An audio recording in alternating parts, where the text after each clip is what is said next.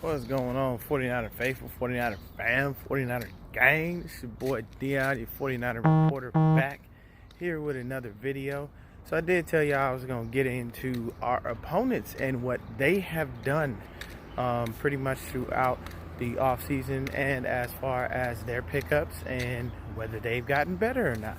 So with that being said, definitely hit the like button, hit the subscribe button so I can keep you up to date on any and everything San Francisco 49ers and any and everything NFC West. So I want to make sure that we know what our opponents are doing and if we have some competition.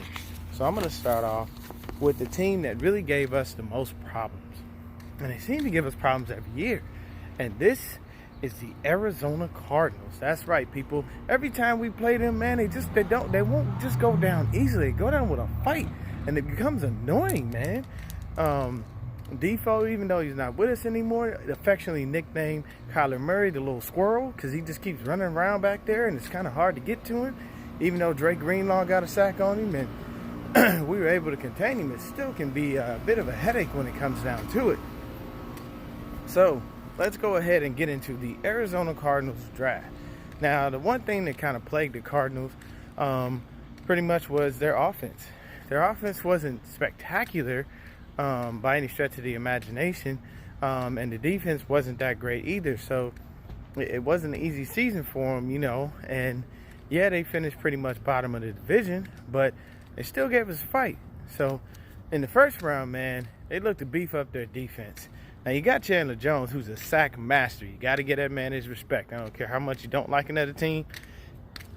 You got to respect the player. I never cared for Kobe as a as a Laker, because I wasn't a Laker fan. But I can tell you this, that was a bad man. Kobe had that go for the throat mentality. That Mamba mentality was real, man. He had the same thing Jordan had. He came from that ilk. He was cut from that cloth. Chandler Jones is a damn sack master. You got to respect him. Patrick Peterson's still a great defensive back. But not too many other names to be heard of. I mean, Buda Baker did a pretty good job. But other than that, you kind of stop. You wonder where else to go. They went ahead and picked up the guy. I would have loved for this dude to fall, but I knew it wasn't going to happen. And a surprising move, they went and picked up the best Swiss Army knife in the draft in Isaiah Simmons, the linebacker / safety / defensive back out of Clemson. This kid is fucking amazing. And if you ain't watched the tape, you better get very familiar, because that crazy motherfucker is going to be all over the field. He's a player that you can literally put on the field. You don't even have to give him a scheme, and he can just go. It's a wrap. Automatic. So Isaiah Simmons was their first round pick, and I was like, oh, shit. I don't want to deal with this cat. And then if you think about it, their offseason moves have actually helped them.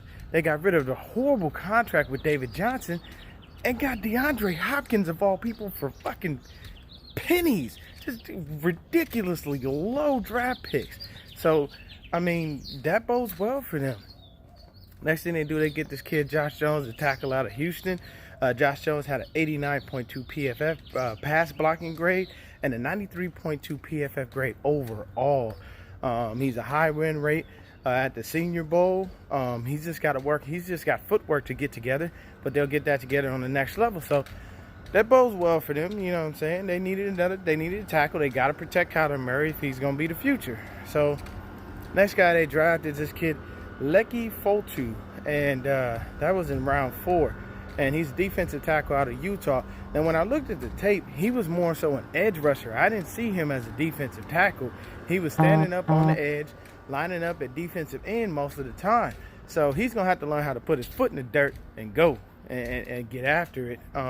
Maybe they see him as a defensive tackle at the next level. I'm not sure, but that's just what I see. He's got a little bit of power, you know what I'm saying, but he's still kind of raw as a defensive tackle / defensive end. So he's got some work to do. I'm not really worried too much about him. He did have about 4 sacks and only a sack and a half in 2019, so half a sack in 2019. I apologize. So not really big, too much. Now then we go to round 4 and they get this kid Rashard Lawrence, defensive tackle out of LSU. Now, this kid's a problem. Just from the tape that I watched on this kid, Man, that's a nasty motherfucker in that middle line, boy. He gonna be a cold defensive tackle. So this guy definitely had, he had 9 sacks over his career, 2.5 sacks in 2019. But he's a problem, man. He's got some good footwork. He's got some good push. So, yeah, man, they beefed up that defensive line. Because if you remember, they used to have Robert Condici, but he never worked out. That was a fail. That's a bust as a draft pick. Because I think they picked him up in the first round as well. But, it is what it is when it comes to that. Sometimes you hit on them, sometimes you don't. You ain't going to win on every draft pick, but you got to try to win on those first rounders. So, next guy they pick up is this kid, Evan Weaver, a linebacker out of Cal. Now, my boy Jeff that I used to go to high school with, he went to Cal, so he probably would know a lot more about him because he was a Bear. He was actually, shout out to Jeff, he was actually one of Aaron Rodgers' first targets when he got to Cal. So, Evan Weaver, this kid is a great tackler, good read and react skills, sideline to sideline linebacker, man. 8.5 sacks for his career, 2.5 sacks in 2019, 11.5 tackles for a loss, and 181 tackles overall. Now, what that tells you is this kid's all over the field. Sorry, guys. He's all over the field, and he does what he needs to do. I've watched the tape. Very impressive. Very, very good tackler. Very good with his read and react. And, yeah, man. He might have a chance to go ahead and make their squad. So, round 7, they draft this kid named Eno Benjamin, ASU's running back. I didn't know nothing about this kid until I had to watch. Whoa. That's a great compliment to Kenyon Drake. Kenyon Drake's going to be your finesse guy. He's going to, be shifty. He's going to move around on you. He's going to do a couple of things. And next thing you know, they're going to get by the goal line, and they're going to put this kid, Eno Benjamin, in. And he's going to bang with the best of them and do what he needs to do and keep it pushing. The kid's actually pretty amazing, man. He had 2,000 plus yard seasons in while he was at ASU. 16 TDs in 2018, 10 TDs in 2019, 4.3 yards per average carry. And as well, he also averaged for his career while he was at ASU 5 yards a carry, man. That ain't bad.